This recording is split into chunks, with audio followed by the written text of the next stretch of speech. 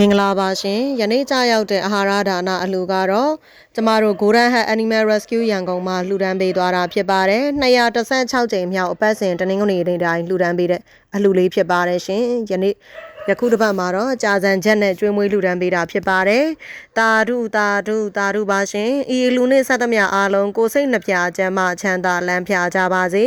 ဘဝတိုင်းဉာဏ်ပညာကြီးမားခြင်းအရှိန်အဝါကြီးမားခြင်းယရနာဥစ္စာပစ္စည်းများပေါ်ကျွယ်ဝခြင်းအချွေရန်ပေါ်များခြင်းစသည့်အကျိုးထူးများလည်းရရှိကြပါစေမရှိစကားမကြားရပဲအလှရေဆက်လက်နဲ့မကွာအမြဲမပြတ်လှူဒန်းနိုင်သောပုဂ္ဂိုလ်ထူးများလည်းဖြစ်ကြပါစေစိတ်စေတနာမွန်မြတ်စွာဖြင့်လှူဒန်းရပါသောအကျိုးကြောင့်ဘဝတစ်လျှောက်လုံးဆရာကောင်းတမကောင်းသူတော်ကောင်းများနှင့်သာတွေ့ဆုံကြရပါစေကံကောင်းခြင်းမင်္ဂလာဖြာဖြာတို့ကိုလည်းလူတိုင်းတရရှိနိုင်ကြပါစေအလုံးကိစ္စဟုသမျှချောမွေစွာဖြင့်ကြံတိုင်းအောင်ဆောင်တိုင်းမြောက်ကြပါစေ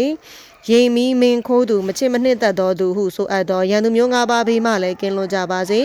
ရရှိပြီးသောစည်းစိမ်ယရနာဥစ္စာများသည့်လည်းတည်တံ့၍ပြန့်ပွားတိုးတက်ပါစေလို့ဆုမွန်ကောင်းတောင်းပေးလိုက်ပါရရှင်အခုဆိုရင်တော့အာဟာရဒါနလှူဒန်းတဲ့ပုံရိပ်ကလေးတွေဖြစ်ပါတယ်